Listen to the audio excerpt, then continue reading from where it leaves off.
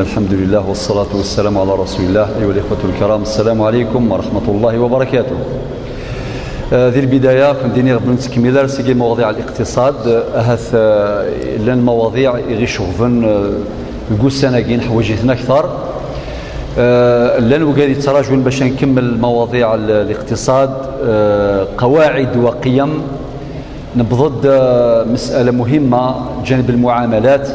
نهضر دي درسني عدان في عقود الغرر، نهضر في موضوع الربا، نفكد السيرة تفاصيل، نهضر في التدليس دي السلع، نهضر دي كل شيء. يوكتي مسالاقي فقط باش نسيوض رسالة إلى المؤمنين باللي ربي سبحانه عز وجل نغ شريعة الله والثجارة أين يعني نثاذا مسا نغ الاقتصاد بلا تنظيم، بل هناك سياج منيع من أحكام الشريعة الإسلامية توجه وترشد وتبين وتوضح يعني يكل معالي مكثي مسالي روبير يحواج ومذان قوين يعني ثلاثة مسا لان يسقسين سواطاس فين يعني لي بانك يعني البنوك وسيكي ذا غفلي تعيشين كوي مذان انما التجار اكيني كيني سي لونتربريز يحتمي الحال التعامل غاك البنوك لو طو دانتيري يمكن يشاورنا راديس صافي كيني ثكني غيليو الله غالب لان وياض في الحال ذي المحنه ذي الميزيريا ذي اللاز ذي الشوماج ولا شي الخدمه الى قد يروح هذه الخدمه كونساج يعني اين يعني التعامل مع اسم وكاله تاع التشغيل ولي زانتيري لان تصيغ فلان يسعني مثلا، ولكن فقط كخلاصه ديال الموضوع كي عندنا الشرع ما يفكاد الحكم بالحرمه ان حاجه الحرام من بعد ثلا توجور مقار ليكسيبسيون كي كونفيرم لا ريغل قاعده ولكن هناك استثناء يؤكد القاعده ولا يقدح فيها. هذا بيان مهم. ربي سبحانه الذي حرم هو الذي اباح، اجاز لظرف لإكراه معين لضرورة معينة. لأن هذا مثلا في موضوع الربا في مواضيع أخرى المحرمات ربي مدينا مثلا حرمت عليكم كذا وكذا في كذا المحرمات، أما ذي المحرمات المأكولات ذي المشروبات إلى آخره ذي المعاملات الربا وأحل الله البيع وحرم الربا وغيرها. أم بعد دفض لنت الأحكام النظام إذ كان الاستثناءات. الاستثناء مثل قوله تعالى في سورة البقرة في الآية 173 فمن اضطر، ربي يهضر في المحرمات تجد لا حرام لا حرام لا حرام أبرينات فمن اضطر غير باغ ولا عاد فلا إثم عليه. شو المعنى غير باغ ولا عاد؟ معناه لا يتجاوز حدود الضرورة. هذا أماكن ديننا في المشروبات يوم إلا في حالة من العطش الظما لم يجد حلالا لا شرابا حلالا ووجد حراما، ذاك لدفع الهلاك عن نفسه لدفع الموت لدفع الهلاك لدفع الأذى عن نفسه لا حرج في ذلك. والآية واضحة ملايون يفوذ وريفارس وشريك سفاذني فذم قران باش توضحها خمسة تاقي يعني يخشى على نفسه الهلاك ماشي كان كاكي يفوت شويط يفوت الحرام ادغا هذه يشال الحرام ناضي يسول الحرام خاطئ يبضر الضروره. ربي دينا في سوره البقره 173 فمن اضطر غير باغ ولا عاد فلا اثم عليه. في سوره المائده في الايه الثالثه ربي ناد فمن اضطر في مخمصه يعني شده الجوع فمن اضطر في مخمصة غير متجانف لإثم فإن الله غفور رحيم. ذكيوث الآية إند فلا إثم عليه سورة البقرة لسورة المائدة إند فإن الله غفور رحيم. الذي حرم هو الذي أجاز باش هذه تمثالكي واضحة. والفقهاء بناد قواعد فقهية سنعود إليها بمزيد من البيان في اللقاءات القادمة. مثلا قاعدة الضرورات تبيح المحظورات وقاعدة الضرورة تقدر بقدرها، يعني تجي شغل مكابح فرامل لفرا يعني قواعد تضبط هذه القاعدة الأولى اللي هي الضرورة تبيح المحظورات. ذي الخلاصة كندينيغ أين يعني ليكونومي الاقتصاد أسن كمل الدرس وايض ما يرضى ربي سبحانه عز وجل، ولكن درس بوسا قدير خفيف أسن سمي الدين المعاملة، استثناء في لمواضيع الاقتصاد قواعد وقيم. إزمة دينية يقول لماذا هذا الموضوع؟ لسبب واحد يوسم السبة ذا شوت أقرأ ذي الكونجي ما دير ذي الكونجي ذي نفذو العطل وكذا يتسيل الاحتكاك تصير يمذانا تسمليلين في مغريوين الأسواق الجنازات الكفردان الجوامع ذي القهاوي ذي كل مكان الغاشي تسمليلين طاس ماذا تسمليلين طاس الور إلا قادين الدين المعاملة ذا شو ظهور إنسان كن يثمثن معاشر المسلمين.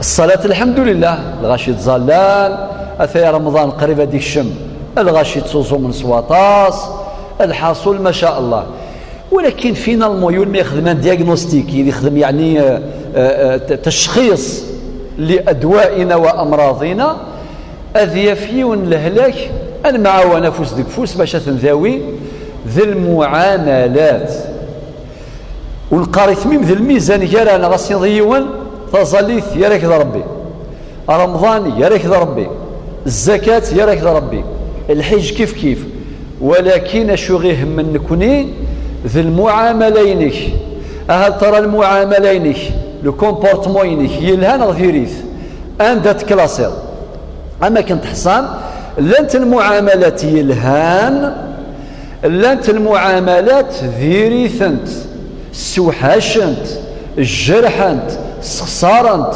سفسادنت تسوين تدثي خسارين تم قرانين إزمال ذي ليوني تزالي تصوزهم يحجد أدياوي المظرانوية هذه جرحي مذانا هذه ضري مذانا هذه يخدم الفتنايري مذانا ماشي ذي الإيمان في خصا العبادات لا بأس كروايون براتيكون لا بأس ذا شو خصا أغفل مقارنك ساعة ذا الموضوع عاقين المعاملات ثراد فكر بعض المعاملات السيئة وبعض المعاملات الحسنة من خلال بعض القواعد والقيم.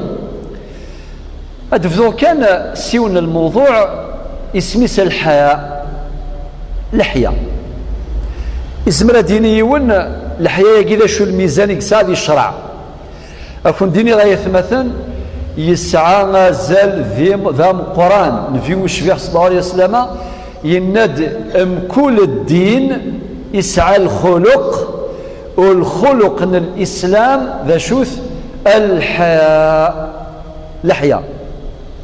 طيب يند النبي صلى الله عليه وسلم حديث وايض رواه الإمام الحاكم يند الحياء والإيمان قرناء جميعا فإذا رفع أحدهما رفع الآخر.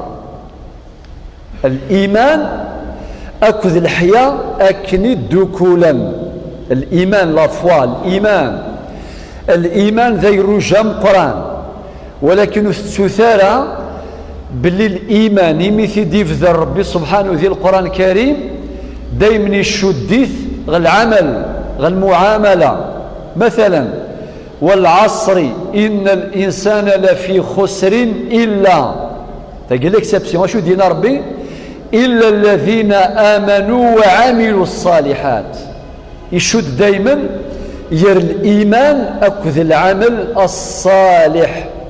معنى المسلم المؤمن يترجم إيمانه إلى معاملة فالدين المعاملة إلا الذين آمنوا وعملوا الصالحات وتواصوا بالحق وتواصوا بالصبر. في آخر آية في سورة الكهف ربنا ذي الآية 110 فمن كان يرجو لقاء ربه ذا شريخ ذم ويترجل من قبل ربي فليعمل عملا صالحا ولا يشرك بعبادة ربه أحدا. كل عند ديف ربي الإيمان يشديث غير العمل الصالح الإيمان جاي الرجل القرآن باش نزرى زاليس إن في النبي عليه الصلاة والسلام في الحديث المتفق عليه الذي أخرجه الإمام البخاري ومسلم وغيرهما شو دينا إند الإيمان 67 شعبة. تجد الرواية من الإمام البخاري مثل الرواية الإمام مسلم ثناد الإيمان 70 شعبة. شحال الصناف ديال الإيمان؟ أعلاها لا إله إلا الله، وأدناها إماطة الأذى عن الطريق، والحياء شعبة من الإيمان. الحديث من جوامع الكلم. النبي صلى الله عليه وسلم يناد الإيمان أطاس الشعب كسعة، شعب الإيمان كثيرة، يناد أعلاها لا إله إلا الله. باش في قرايه ونكي ضعف المؤمن نكي يزدية نكي يخدم غير الخير نكي حمل غير جليلا نسعى غير الفقراء وجيلا تخصي كانت ظالي تاكل رمضان أو الزكاة أو كذا الحج. هذا الكلام لا يستقيم، لا يستقيم. خاطر يتمثل مرة الإيمان صار ربي سبحانه لا إله إلا الله محمد رسول الله نساش أعلاها لا إله إلا الله، نسيد القمة لا إله إلا الله. معناه عقيدة التوحيد الذي فرنس قول يصفان كما قال ربنا في أواخر البقرة فمن كان الآية فمن يكفر بالطاغوت ويؤمن بالله. ولكن كدوسا الكفر بالطاغوت مقدم على الإيمان بالله لكي يكون الإيمان صحيحا. وهذه الآية مترجمة في قولنا لا إله إلا الله، لا إله نفي إلا الله إثبات. فمن يكفر بالطاغوت تساوي لا إله إلا الله تساوي ويؤمن بالله. النتيجة فقد استمسك بالعروة الوثقى لا انفصام لها. لا إله إلا الله ذي القمة. أم بعد يناد وأدناها إماطة الأذى عن الطريق. أدا فضل ذا صغار نغذا زرو نغذا سنان أين دو في ذي سميس لاذا أكسيس قفريد. وهذا من الإيمان. بعد يناد النبي صلى الله عليه وسلم والحياء شعبة من الإيمان. خصه نبينا صلى الله عليه وسلم بالذكر لشرف مقامه وعلو مركزه وسموه. أي غير باش غادي في قلبي الحياة يجي يسعى غزال ذا مقران أدنو غال الحديث إند الحياء والإيمان قرناء جميعا فإذا رفع أحدهما رفع الآخر. ما يأكل الدكولا ما يروح يولث يذبع جماس زرام يول ما يتستحين هذه ولد الظل تواليم شحال مرة مصات الجنازة الظل 10 15 الباقي وتظل نرى سيدي سبيكتاتور لا ينتظران ماشي لا ينفر يثذري النغ لا ينظران أماكن تخضط تظليث أكيني فكيت يمزلا الظل فلاس شغل تا خاطيه نتا خاطيه ماشي الشغليس الله تفضل شويه قمذان نظلان الباقي تظل نرى لي سبيكتاتور تفرجن تراجل من ملف كنت ظليث باش ثاوينا تنطلن ما العبد يتسفحي أذيو غلا ذي الظل ما يتسفحي أذيو غلا ذي يوزوم ورستا دايره في الحرمة رمضان ما يتسفحي أذيو غلا ذي زكي إلى آخره. لذلك النبي صلى الله عليه وسلم يشود يرسن ينادى الإيمان الحياء والإيمان قرناء جميعا فإذا رفع أحدهما رفع الآخر. أكن الدكون الإيمان كذا الحياء. إلى حديث وايض متفق عليه ينادى النبي صلى الله عليه وسلم الحياء لا يأتي إلا بخير. الحياء يتساوي سواين الهام يتساوي سوى الخير. الطجرة اللحية ما يزط ومذان ذي قوليس نغذي ثواشولتيس نغذي الحمايس نغذي ثدارثيس نغذي قذروميس نغذي الأميس. الطجرة اللحية تساكد كان الغلة يلهان سوى أين زيضا. الحياء لا يأتي إلا بخير. وفي حديث آخر يقول النبي صلى الله عليه وسلم الحياء خير كله.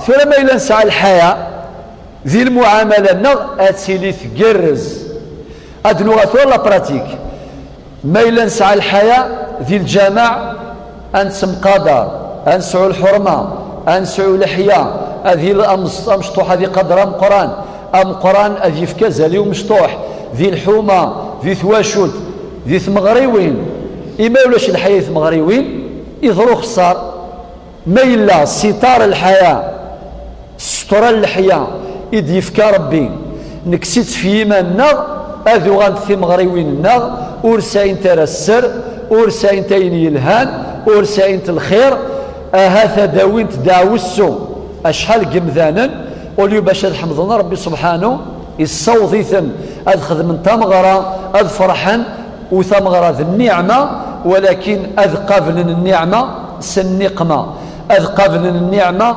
سالمعصية أذ قابل النعمة سقلة الحياة لذلك أشحال تمغريوين تغان تداوي السو تغان الشوال تغان الطراد تغان الفتنة أي غير خاطر نسعي في القيمة الشرعية إسلامية خلقية حضارية اسمس الحياة. وصدق النبي صلى الله عليه وسلم يدينا في حديث آخر إذا لم تستحي فاصنع ما شئت.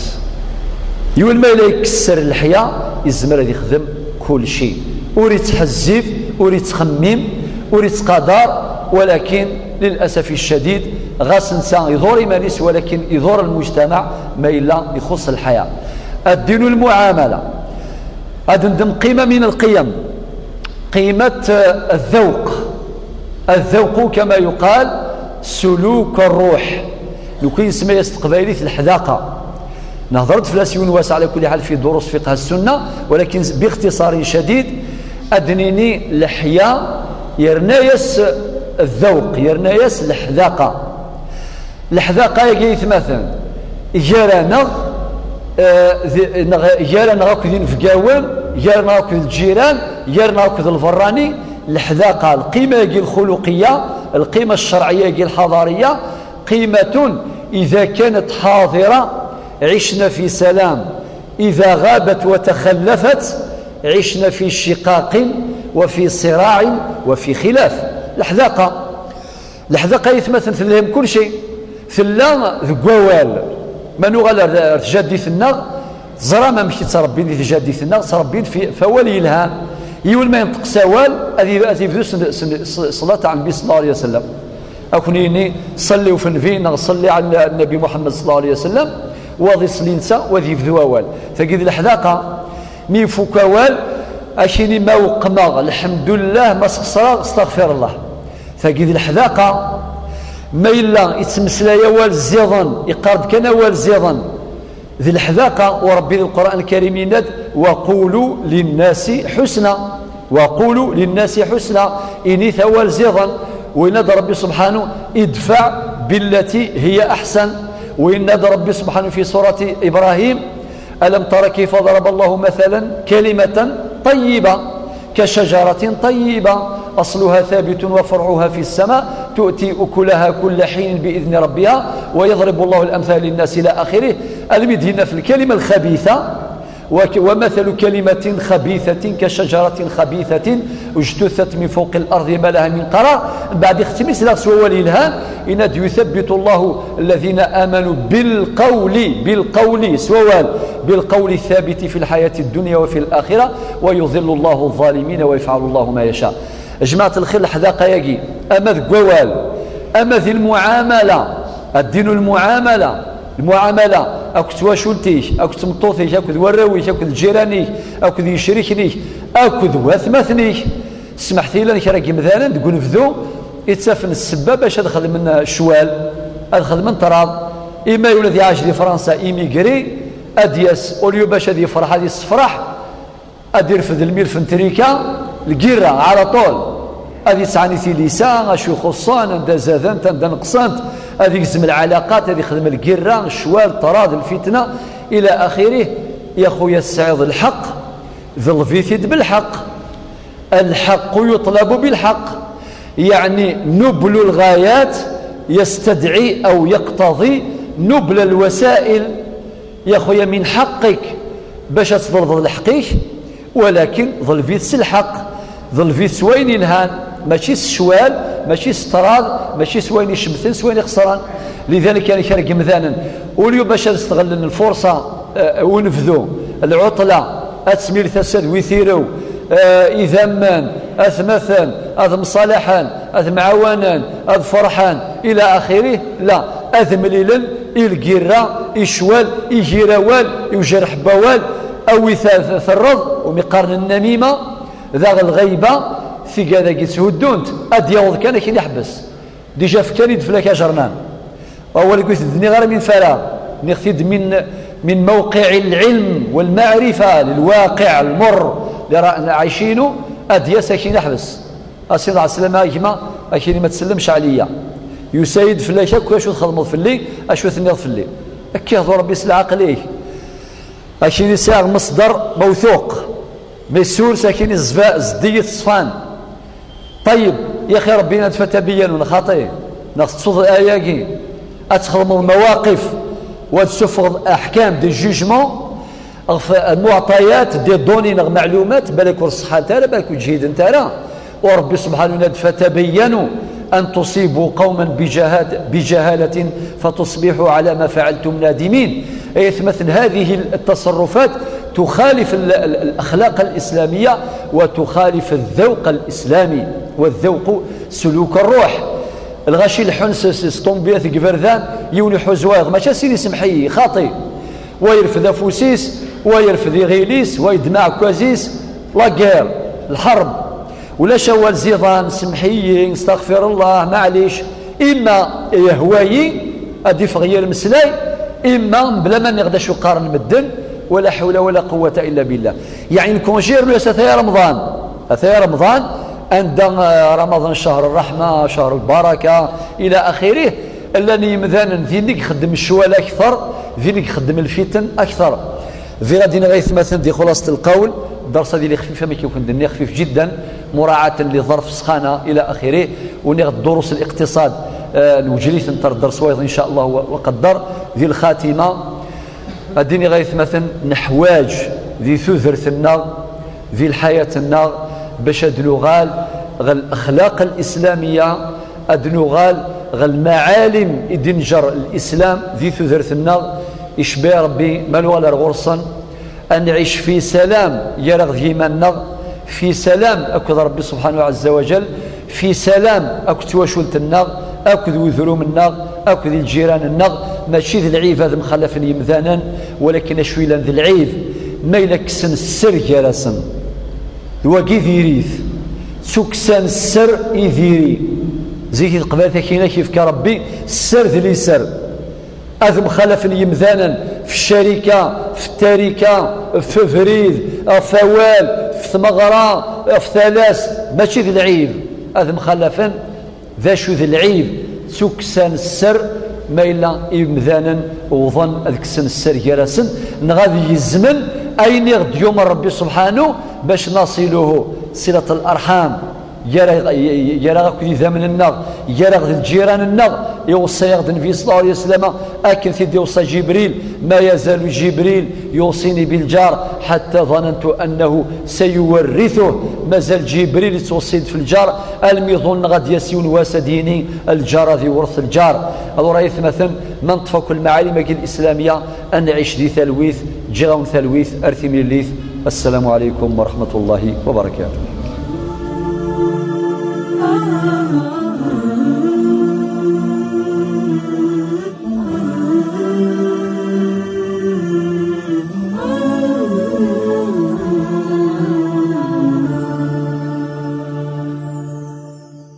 أنت الحبيب المصطفى أنت الأمين يا خير خلق الله خير المرسلين يا من إله الكون قد أوحى له بالنور